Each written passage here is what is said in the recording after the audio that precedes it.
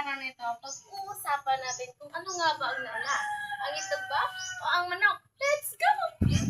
Mag-asawa ang dalawang proto-chicken, nagkaroon ng random genetic mutation sa loob ng itlog na kanilang inilatag.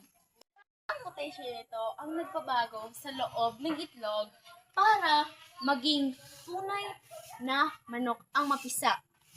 Ang paniniwala ng scientist, ang itlog daw ang nauna dahil noong unang panahon may isang ibon na halos manok na at tinatawag itong proto-chicken.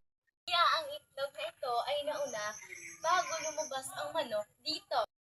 Ayon sa paniniwala ng Kristiyanismo, ang manok daw ang nauna.